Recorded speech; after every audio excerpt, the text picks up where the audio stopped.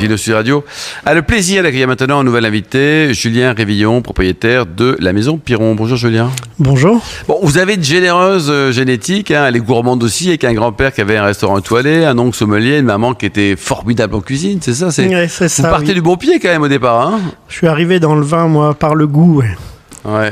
J'étais amateur de grande cuisine, de restauration. Il était où le restaurant étoilé du Pépé? Alors, le restaurant familial était à Belleville, en Beaujolais. Ouais, sympa. Le restaurant s'appelait Le Beaujolais. On peut pas se tromper au moins. Exactement. Bon, alors un mot sur cette maison Piron. Déjà, vous êtes basé où exactement? Dans quel alors, village? nous, on est basé à Morgon, dans le village de Villers-Morgon. Et on vinifie presque toutes les appellations du Beaujolais. Donc ça fait combien de bouteilles par an à peu près? On est autour de 500-600 000 bouteilles à peu près. Bouteilles, avec l'ensemble des crus du Beaujolais que vous allez nous rappeler. Alors oui, nous on est basé à Morgon, mais on fait aussi du Beaujolais blanc, du Beaujolais village, et puis donc tous les crus, Brouilly, Côte de Brouilly on n'en fait pas, on fait un petit peu de Régnier, Morgon, Chirouble, Fleury, Moulin à Vent, Chénat, Juliena et Saint-Amour. Oh là là, bravo, c'est un sans faute. Est-ce que c'est vrai que Chenat est le plus rare, le plus petit c'est le plus petit. Déjà, il n'y a pas beaucoup d'hectares qui sont classés. La plus grosse partie du village de Chenat est classée en moulin à vent. Ah oui. Et en plus, pendant des années, il y a beaucoup de Chenat qui se sont vendus en appellation Bourgogne, avec les règles de la Grande Bourgogne. Donc, je crois que c'est de loin le plus petit. C'est 2 fois plus petit que Régnier en nombre de bouteilles. Ouais, mais c'est une appellation qui m'a marqué parce que c'était la première Beaujolais que j'ai acheté. C'était un Chenat 78. 1978. David Coppoc. Quoi? Pas 1800, voilà. Non, mais il est très méchant. C'est vrai que j'ai gardé un très bon souvenir de ce vin. Ce vin était magnifique. Je l'ai acheté au Club français du vin à l'époque. Ouais. L'origine des appellations du Beaujolais est très ancienne. Et la Moulin à Vent vient de fêter en 2024 ses 100 ans. Et c'est énorme, des noms qui sont dans le vocabulaire du vin depuis des centaines d'années. Hélène Pio? Alors bon, il y a comme ça des noms depuis des centaines d'années. Bon, vous êtes plus récent que ça. Voilà, vous n'étiez pas là à l'époque. Mais effectivement, vous avez repris la maison de Dominique Piron, dont vous étiez l'associé pendant longtemps. Les aïeux de Dominique étaient là dès 1590. Donc effectivement, voilà, quand on parle de centaines d'années, il y avait de la vigne là depuis très très longtemps et des Pirons. Vous avez donc repris la maison Piron sans changer le nom.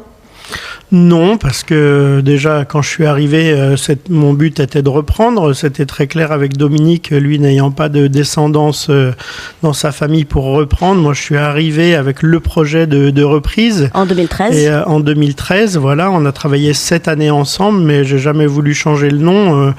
Voilà, les clients sont fidèles au nom qui est marqué sur la bouteille. Oui. Voilà, je le savais dès l'origine. Voilà, j'ai travaillé pendant des années avant pour Jean-Luc Colombo. C'était pas mon nom non plus, et je les défendais comme si c'était mes vins. Donc, Hélène.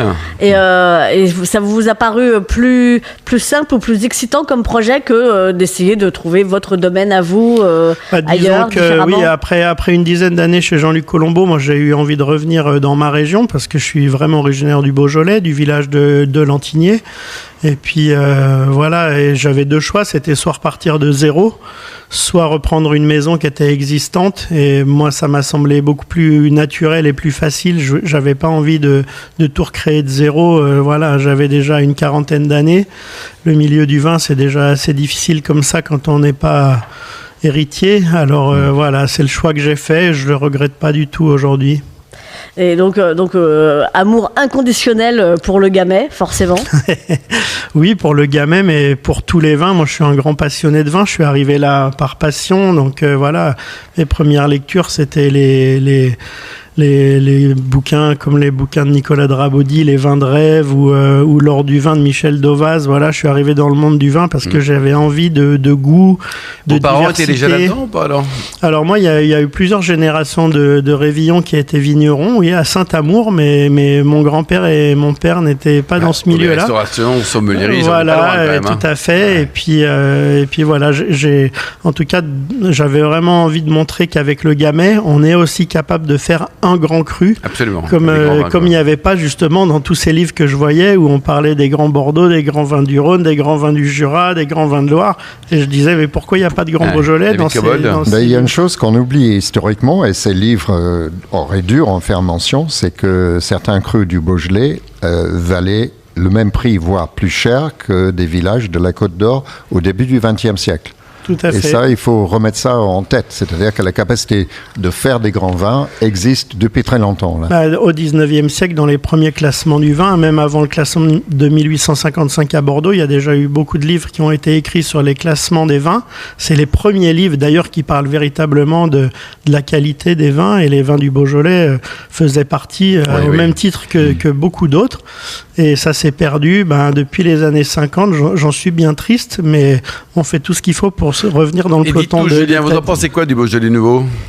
Moi, j'en fais, et j'en fais parce que je l'aime. Et si je l'aimais pas, j'en ferais pas. Et je crois que si je l'aimais pas, mes clients n'en boiraient pas non plus.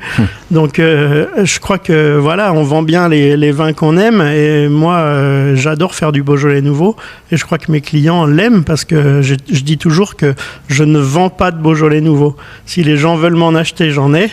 Mais en tout cas, jamais je pousse pour en vendre. Et si cette tradition, elle dure depuis plus de 70 ans, c'est qu'il y a quand même quelque chose dans le fond. C'est pas...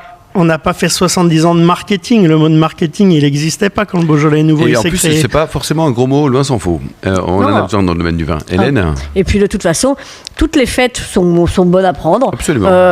Novembre, c'est une saison où il ne se passe pas grand-chose. On s'emmerde, il fait froid, il fait nuit. Franchement, faire la fête, moi, je suis d'accord.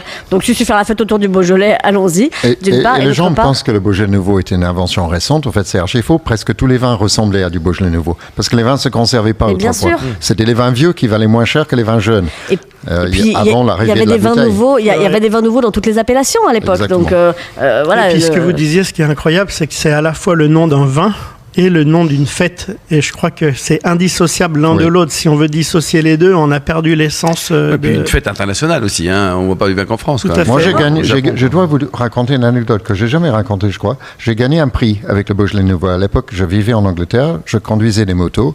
Et il y avait un prix chaque année pour celui qui arriverait le premier avec une bouteille de Beaujolais nouveau à Londres. Ouh là là. Et je l'ai gagné avec une Norton. J'ai mis une bouteille dans mon sac à dos, j'ai foncé toute la nuit, je suis arrivé le premier. C'est ça. C'est le premier Beaujolais pétillant, c'est ça le C'était la grande époque où en fait il y avait une date de libération unique, c'était départ du chai. Aujourd'hui c'est plus du tout le cas puisque la fête démarre à une heure précise. Absolument. Mais les vins sont déjà logistiquement présents sur le marché. Cela dit, c'était aussi une autre époque parce que je trouve qu'au niveau sécurité routière on est un peu limite sur ce projet. Mais bon, en attendant, être amoureux du Beaujolais, ça veut dire être amoureux de ses terroirs parce que comme il n'y a qu'un seul cépage, et c'est ce que je trouve intéressant aussi, c'est qu'entre un Beaujolais nouveau et un Côte de Pie, on a le même cépage et on a vraiment des vins ultra différents. Merci beaucoup Julien Révillon, merci Hélène Pio, merci également à Olivier Bourdet, David Cobol.